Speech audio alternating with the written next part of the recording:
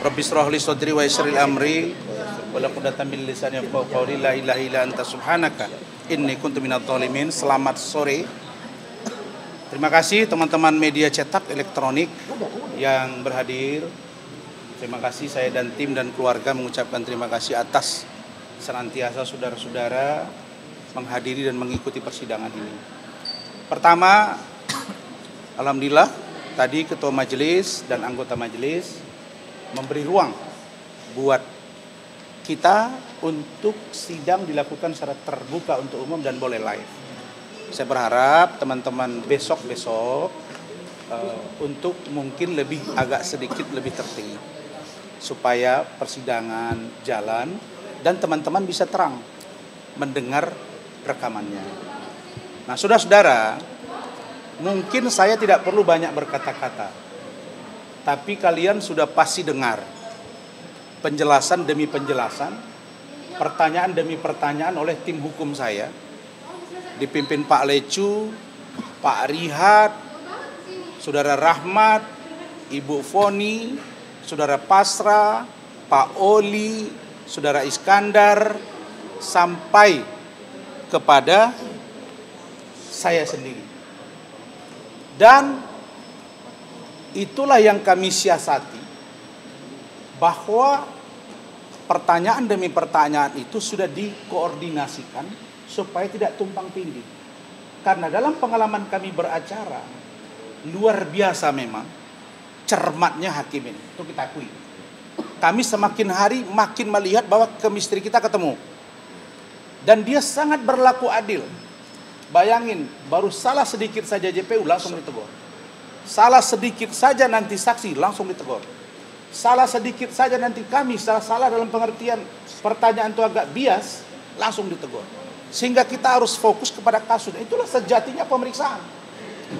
Nah, karena itu saya berkeyakinan dan tim bahwa 2 orang saksi hari ini itu adalah saksi yang kami duga dikondisikan.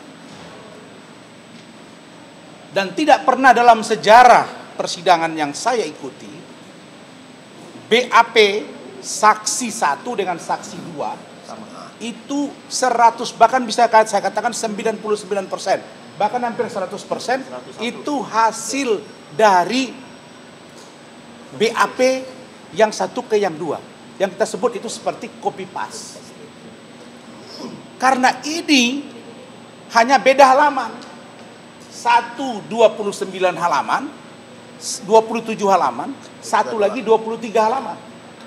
Itu saja bedanya. Lalu rangkaian peristiwa dan keterangan yang digambarkan tuh hanya beda-beda dikit. Maka agak lebih tebal keterangan dari salah satu saksi. Apakah Hana, apakah Miki. Tapi poin pentingnya adalah bahwa 2 orang ini menurut kami sudah tidak cakap kedudukannya sebagai saksi. Karena mereka tidak menjelaskan apa pencemaran yang dilakukan. Dan posisi seorang saksi harus jelas mengetahui dan atau mengalami dan atau menyaksikan. Mengetahui harus betul-betul mengetahui. Kalau dia mengalami harus betul-betul mengalami.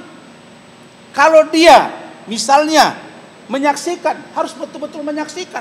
Tidak boleh mungkin. Iya, saya lihat mungkin tanggal sekian. Iya, mungkin saya dengar begini. Nggak bisa begitu, bos. Ini hitam putih.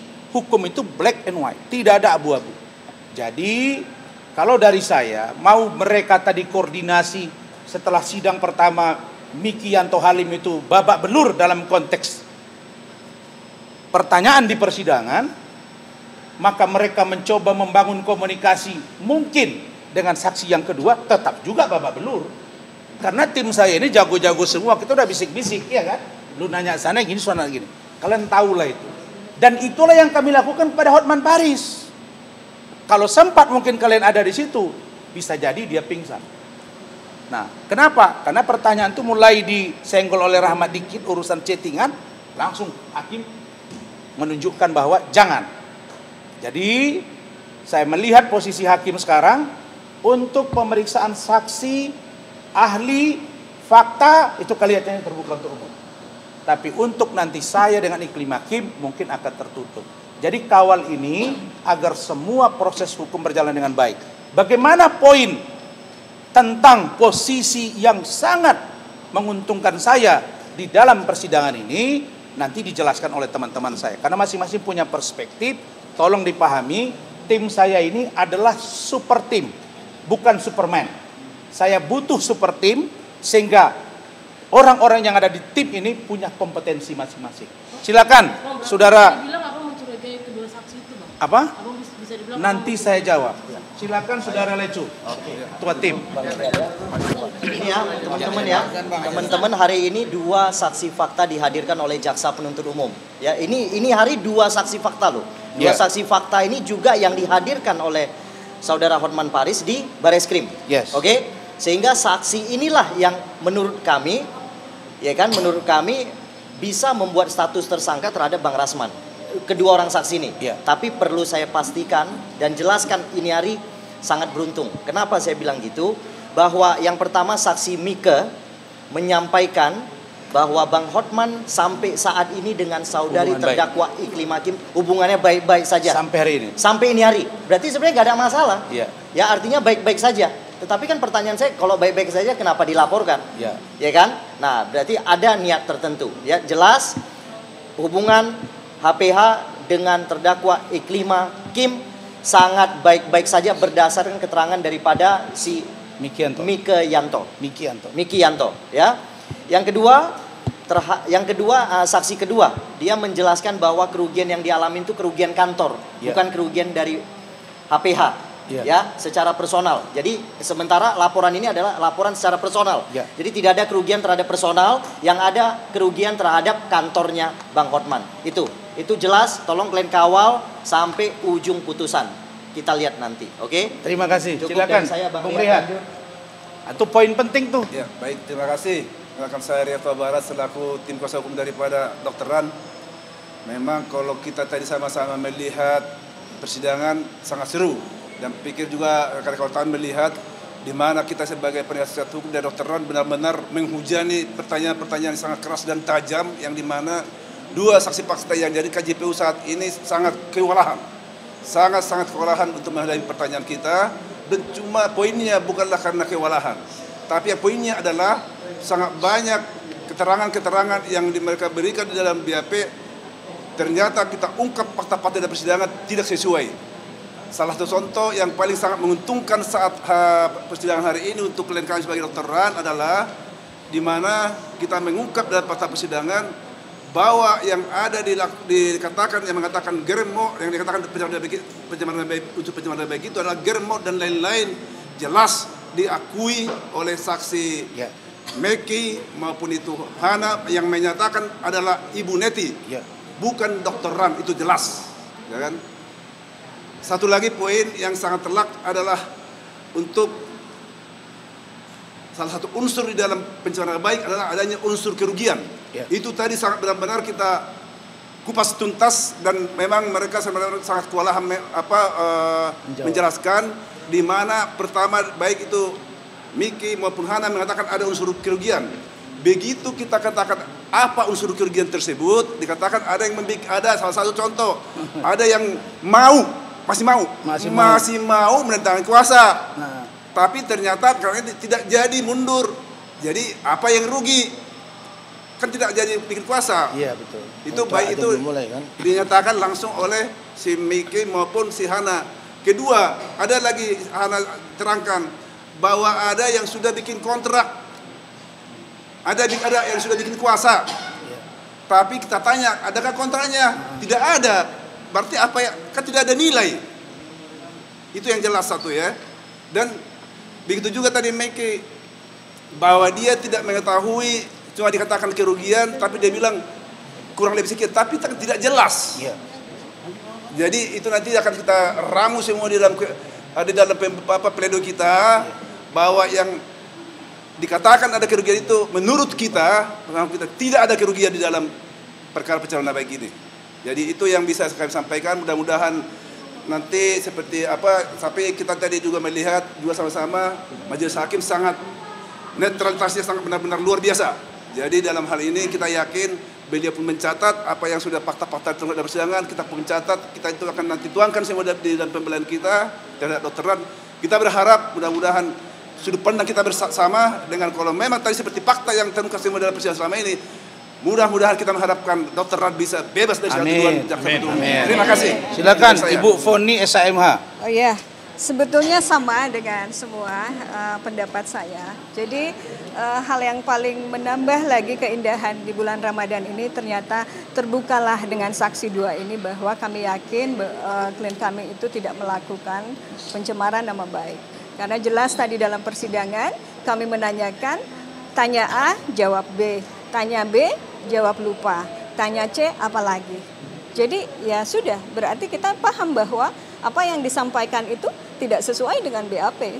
Sebagian banyak yang ada lupa, sebagian ada yang tidak ingat, itu yang terjadi. Jadi saya berharap dengan saksi fakta ini semakin benerang hakim bisa menilai dan hakim bisa memutus seadil-adilnya kelak sambil berjalannya proses persidangan. Itu aja dari saya, terima kasih. Siap, silakan Bung Rahmat. Baik, terima kasih. Assalamualaikum warahmatullahi wabarakatuh. Waalaikumsalam. Pertama begini, saya mau membuka statement ini dengan sebuah adagium hukum, tapi bahasa Indonesianya aja. Bahwa dalam hukum pidana, bukti itu harus lebih terang daripada cahaya. Gitu. Jadi bukti ini termasuk di dalamnya adalah saksi. Ada 5 alat bukti, kan begitu. Nah, saksi yang dihadirkan hari ini dalam hukum pidana juga haruslah saling berkesesuaian. Tidak boleh satu sama lain tidak mendukung keterangannya. Nah, tadi sama-sama kita saksikan bahwa saksi-saksi memang di dalam BAP mereka berkesesuaian. Karena memang kami duga ada permainan ketika pemeriksaan berita acara pemeriksaan di waktu penyidikan yang ada di Barreskrim Mabes Polri. Makanya tadi Pak Rasman menyampaikan 99% hampir sama isi BAP-nya. Mulai dari kronologinya, kejadiannya, poin-poin keterangannya itu sama. Hampir seperti copy paste kalau kata Pak Rasman. Tapi tadi ketika dihadirkan ke dalam persidangan, baru kemudian yang mulia majelis hakim menyatakan bahwa saksi, kamu ini kan orang yang melihat secara fakta. Kamu hanya perlu menerangkan apa yang kamu ketahui. Jangan melulu melihat daripada catatan. Ketika statement itu disampaikan, kemudian saksi mulai berelaborasi dengan kata-katanya, di situ kelihatan mulai banyak perbedaan dari BAP. Misal tadi satu dibuka faktanya oleh Pak Rasman, yaitu di dalam BAP saksi menerangkan pertemuan pertama kali dengan Iklim Hakim adalah pada tanggal 25 Mei 2022. Faktanya di persidangan dia kebingungan terhadap poin itu. Dia menyatakan sebenarnya adalah 22 Februari gitu. Nah, ini yang menjadi ketidaksesuaian. Kemudian yang kedua, saksi-saksi ini tidak mengetahui secara detail gitu. Postingan yang mana, kata-kata yang apa gitu. Apakah kata-katanya mengandung kata diduga atau tidak gitu. Ketika ini saya tanyakan, mereka langsung menjawab dan langsung membuka catatan kembali. Artinya sebenarnya saya meyakini belum ditonton dia ini sebenarnya. Tidak saksi fakta ini saya meyakini gitu. Makanya tadi sebenarnya kami mau nolak ini saksi. Karena dugaan kami saksi ini adalah karyawan dari Hotman. Kalau dia karyawan, secara otomatis dia akan pasang badan dan keterangannya akan membela daripada bosnya. Sama seperti saya sendiri. Kalau ada orang bertanya, mana mungkin saya bela Hotman? 100% saya pasti bela Pak Rasman. Karena beliau adalah bos saya. Saya pikir jaksa tidak lagi dan jangan lagi menghadirkan saksi-saksi yang kualitasnya begini gitu loh. Jangan saksi yang berhubungan dengan korban gitu. Ya pasti keterangannya akan menguntungkan korban itu sendiri. Tetapi dalam hukum pidana itu tidak boleh yang begitu. Nah, baru yang kemudian poin berikutnya adalah keterangan saksi tadi yang disampaikan itu selain daripada tidak produktif, tidak berkesesuaian, itu saksi ini menjelaskan sebentar saya lupa ini mencatat poinnya. saksi menerangkan banyak kejadian tempat perkara. Nah, ini poinnya. Banyak kejadian gitu. Di dalam BAP faktanya dia menyatakan hanya satu kejadiannya dia mengetahui ini. Dia hanya mengetahui kalau Miki dia hanya mengetahui di Mall Kota Kasablanka. Dan kalau si Hana dia hanya mengetahui di Mall Pacific Place. Udah. Baru poin kedua, Miki menyatakan dia tidak punya akun Instagram. Udah, artinya ini kan tempat yang berbeda mereka. Diterangkan oleh Miki lah tadi bahwa dia melihat dari handphonenya si Hana gitu. Dan di dalam mobil. Nah, ini semua sudah rancu sebenarnya keterangan mereka. Nah, jadi kami yakin dengan poin-poin ini putusan pada akhirnya kalau hanya begini saksi yang dihadirkan, ini pastilah onslah. Pak Rasman harus bebas demi hukum putusannya. Saya pikir itu, Pak. Baik, terima kasih. Jadi untuk ke depan, minggu depan itu saya tanya tadi CPU akan menghadirkan saksi dari pihak wartawan. Nah, ini yang saya tanda tanya nih, siapa di antara kalian ini? Jangan nanti kami anggap itu ya jangan sampailah mengkhianat ya. Tapi disebut-sebut di situ seringkali tadi sepertinya cumi-cumi. Kan disebut tadi kan, betul nggak? Dan kayaknya mengarah ke Eki gitu kan. Nah, jadi saya tidak tahu. Ya, kalau misalnya ada di antara teman-teman menjadi saksi, tolong jelaskan yang benar. Karena supaya jangan berisiko hukum. Sebab kalau keterangan kami ingat ya, Hotman akan kami laporkan, yang dua lagi juga akan kami laporkan. Karena memberi keterangan palsu di depan persidangan, itu dugaan kami. Ya, supaya paham ya sebelum pertanyaan. Silakan Pak Iskandar. Siap. Terima kasih. Ini juga Pak kencang Doktoran. tadi pertanyaan. Ya, rekan-rekan mungkin saya baru kali ini ya mengajukan pertanyaan kepada saksi-saksi. Yang jelas tadi saya melihat saksi yang pertama dihadirkan Miki dan kemudian Hanan. Itu kalau BAP-nya seperti yang disampaikan Pak Rahmat tadi, itu seperti di copy paste, ya. Cuman perlu kita sampaikan di sini bahwa sedikit saja ada ditanyakan tadi masalah karyawan.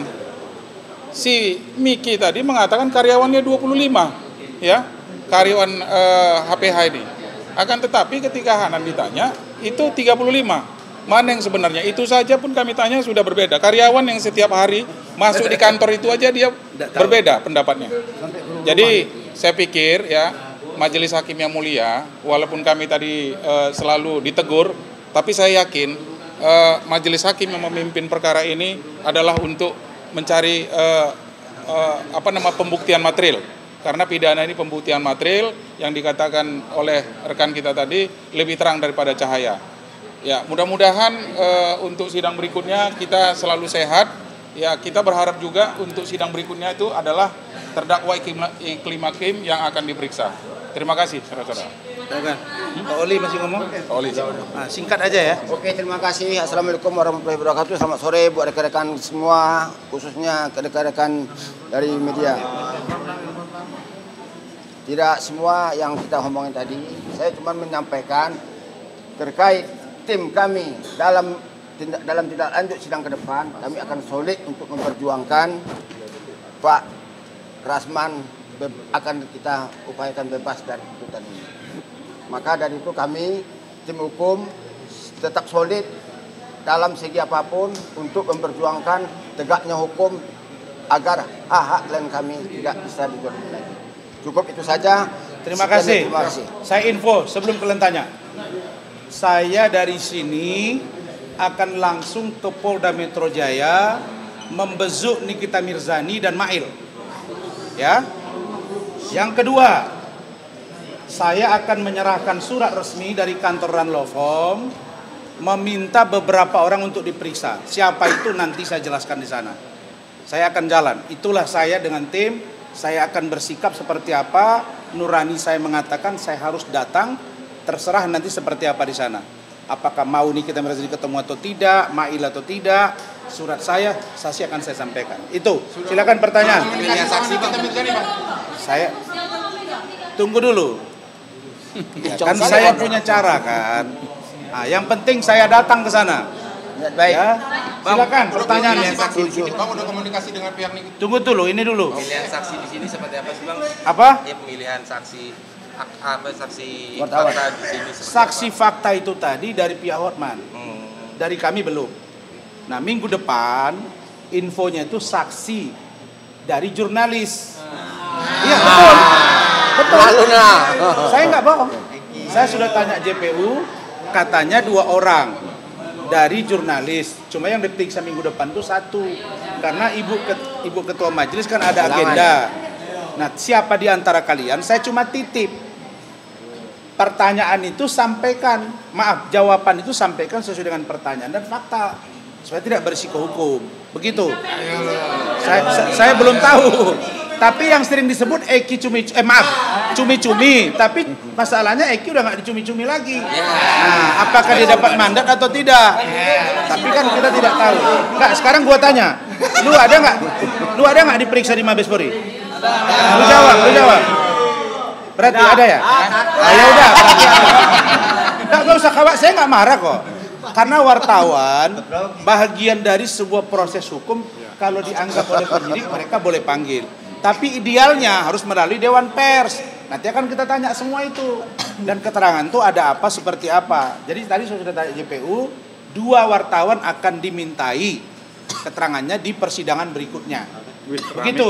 Rame ini. Ya, silakan. Selesai. Dua, Selesai tapi ini cuma ya. 1 yang diminta. Baru masuk ke Iklim Hakim. Ke Nikita. Berarti Abang mencurigai saksi yang tadi itu kesaksian palsu atau gimana, Bang? Kami mencurigai dan meragukan kesaksian dia.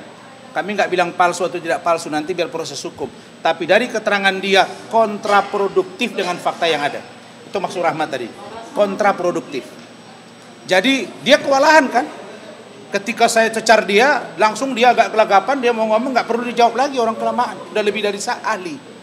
Nah, jadi makanya saya bilang, kalian itu kalau berdebat itu carilah celah-celah hukum yang bisa membuat lawan Anda itu untuk dia kewalahan. Begitu. Bang, juga Bang ada faktor dendam menjadi motif juga. Ya itu yang saya heran, dendam apa saya? Klien direbut tadi, Bang. Lah, pertanyaannya ada tidak ketika preskon itu saya sebut di depan teman-teman 29 April 2022 itu bahwa saya memegang Iklim Hakim menjadi kuasa hukumnya karena saya dendam kepada Hotman? Tidak ada. Malah saya katakan di situ tidak ada hubungannya dengan yang lain. Walaupun pada saat yang bersamaan ada laporan forbata intelektual dugaan pornografi di akun Hotman Paris Official. Tidak ada hubungannya dengan urusan Richard Lee. Saya marah, yes, tapi urusan kasus ini beda. Itu. Oke, yang lain. Cukup? Oke, cukup. Apa? Bang, soal masalah kasus skincare ini, Abang sepertinya berada di satu kubu dengan Nikita Mirzani. No, saya tidak di kubu Nikita Mirzani. Saya di kubu kebenaran agar terungkap. Ada apa dengan produk skincare? Ada apa dengan pemilik-pemilik atau owner-owner skincare? Kebetulan mereka ini 6-7 orang adalah klien-klien saya. Dr. Richard Lee, Dr. Oki Pratama, Reza Gladys, Atauba Mufik, Seni Sagara, Iwa Wahyudi, MF Klinik, Firayung Ningtyas. Itu semua adalah klien-klien saya. Yang dalam persoalan skincare sekarang mereka ribut. Dan yang saya akan minta kepada NM, Anda buka suara untuk kebenaran. Jangan Anda menanggung derita sendirian. Kalau memang ada sesuatu, proses. Kenapa saya mengantar surat ini? Karena saya tidak ingin, catat ya, tidak ingin ada orang yang terlindungi kalau dia melakukan kejahatan. Kan sangat gampang. Kalau di KPK ini kasus, ini sudah pasti dipanggil Dr. Oki. Karena ada pembicaraan. Kan ada terang benderang pembicaraan Dr. Oki dengan Reza Gladys ada. Ada juga di situ Dr. Atauba Mufid, ada juga di situ seseorang yang diduga Deviena, betul ya? Percakapan-percakapan itu. Ada juga percakapan Richard Lee juga sedang ada ngomong, saya lihat itu. Mengatakan ya nanti pada waktu ini saya akan bersuara, ada kan? Nah, disebut-sebut. Saya melihat begini ya, Adinda Sunan kan adik saya, pengacaranya Oki sekarang. Saya mau katakan begini, memang kita dapat saja mempercayai bahwa Oki tidak menerima duit yang diterima oleh NM. Bisa saja itu terjadi, tapi karena ini diduga ada persaingan usaha, jembatan itu dalam rangka apa? Kalau orang dijembatani untuk merampok dan memeras orang lain, pidana atau tidak? Pidana kan bro? Pidana. Jadi dia memberi ruang kepada seseorang untuk melakukan kejahatan. Itu bukan satu tindakan yang dibenarkan. Apalagi ada bahasa-bahasa dugaan-dugaan. Karena dia sudah tidak kuat lagi membayar brand ambasadornya seorang NM. Apalagi ada persaingan di antara semuanya. Makanya saya bilang, tolong Pak Kapolda Metro ungkap setuntas-tuntasnya. Supaya tidak ada bahasa-bahasa yang mengatakan ini store ke sana, ini store ke sini. Tidak usah. Jadi kalau nangani klien, tangani dengan baik supaya terang. Bagi saya NM, jangan tanggung dari tamu sendiri. Bang, kalau misalnya, Mail, jangan tanggung dari tamu sendiri. Ungkap siapa-siapa yang terlibat. Bang, nanti kalau misalnya abang tunggu RM sama Mael, kalau misalnya nggak diterima gimana bang? Tidak apa-apa. Saya memberikan dukungan. Saya mau mengajak dia komunikasi. Ya kalau misalnya dia menolak itu Tidak apa-apa. Yang penting dia tahu. Tapi statement saya kan diposting sama Nikita Mirzani official. Statement-statement saya itu. Bahkan mereka senang. Ada. Ya kita lihat aja. Makanya saya bilang, di dalam situasi yang begini, saya tidak akan terpaku pada satu orang. Bukan karena kebencian saya kepada si A si B, tidak. Saya mau mengungkap ini, jangan ada orang yang menumpuk kekayaan dengan menjual produk abal-abal. Dan itu merugikan konsumen dan pelanggaran yang serius. Saya dukung penuh, makanya saya habis sidang ini berangkat ke sana. nanti pengen ngomong sama Niki bang. Damai bang. Kalau damai tunggu dulu. Saya ngomong dulu sama dia, baru kami lihat. Saya ngomong dulu sama dia, baru saya lihat. Nanti kalau udah kelewatan jam ya saya datang dulu, saya tengok. Nah nanti baru saya pesan. Saya mau datang nih ketemu hari Selasa. Kan Selasa Kamis besoknya, betul nggak? Ya sudah, nanti saya datang. Tapi hari ini, yes? Ya boleh kita lihat. Yang pasti kalau tidak bisa itu besok saya datang. Kita lihat. Tapi hari ini saya datang mengantar surat ke penyidik, ke Dit Cyber Polda Metro Jaya untuk meminta diperiksa orang-orang yang ada di surat saya. Dugaan kami ada keterlibatannya, dugaan. Oke, cukup? Yang ngomong Pak Fahmi belum Bang mau gabung atau apa gitu? Siapa? Pak Fahmi udah ngomong apa? Saya kan tidak berada pada posisi akan meminta orang untuk bergabung dengan saya. Mana si Agam tadi? Sini. Abang bantu kita Mirzani. Ayo, sini. Mana Yanti tadi? Sini. Nah ini anak yang hilang ini kembali lagi. Andri Agam. Masih ingat wajah dia nih? Tahu jangan lagi buat masalah ya. Sudah sadar. Nah, jadi untuk apa? Mau nanya apa? Gabung sama kamu bang. Yanti sini. Begini. Saya tidak terbiasa bergabung dengan orang. Tapi kalau butuh dukungan dari saya kasih advice. Saya hanya katakan satu. Kan selalu saya bilang kepada kalian falsafah hukum kita. Apa itu? Fakta sunt potentiora verbis. Kata-kata ribuan yang diucapkan akan terpatahkan oleh satu perbuatan. Maka filosofi hukumnya apa lagi? Lex neminem sigit et impossibilia. Oke? Orang yang tidak melakukan perbuatan, jangan paksakan dia melakukan perbuatan itu. Karena itu adalah pelanggaran hukum yang serius. Maka bagi saya, Nikita Mirzani hari ini, saya yakin bahwa ada sesuatu di balik yang dia ketahui. Tapi dia tidak mau ungkap. Apakah bukan terang? Ada percakapan Oki dengan Reza Gladys. Apakah kurang terang? Ada percakapan Oki dengan Daviena. Apakah jembatan tidak menjadi penghubung? Saya tanya Anda, ada jembatan penghubung nggak? Penghubung. Ya perkara penghubung dia dapat bagian atau tidak urusan lain. Tapi yang pasti kalau dia penghubung, patut diduga ini mencari sesuatu dengan cara menghubungkan. Supaya dia menjadi terlihat seperti kingmaker, komandan. Walaupun dia tidak mendapat keuntungan, dia bilang 60 hotel, silakan aja. Tapi yang pasti kalau perbuatan itu melanggar hukum, maka proses dan periksa mereka. Oke? Thank you. Jumpa di sana kita. Jumpa di sana. Yes. Jadi awal mula perdamaian itu nanti ada. Enggak, nanti. Saya belum lihat masalah berdamai tidak berdamai. Yang saya lihat sekarang bagaimana agar masalah NM ini terang. Kita kan sekarang judulnya bukan mau menghukum NM ya. Ini topiknya kalau dari saya. Kita tidak dalam rangka menghukum NM. Kita tidak dalam rangka menghukum Ismail. Tapi kita dalam rangka mengungkap adanya dugaan kejahatan dari beberapa pemilik klinik kecantikan yang menjual krim hidroquinon, merkuri, etiket biru, dan juga produk-produk lain. Yang ini ribut antara mereka. BP POM sendiri sudah membuat pengakuan bahwa dia mengatakan sudah memanggil mereka ini. Tapi saya heran, kok BP POM belum bertindak sampai sekarang? Mereka bisa loh. Saya dulu waktu nangani Medina Zain, BP POM itu memanggil dan memeriksa. Mereka punya penyidik sendiri. Kenapa tidak bergerak sampai sekarang? Itu pertanyaan seriusnya. Gitu. Ya, thank you ya. Laporan abang terhadap Laura masih lanjut bang? Lanjut. Masih lanjut bang. Kapan, Besok saya ke Polres.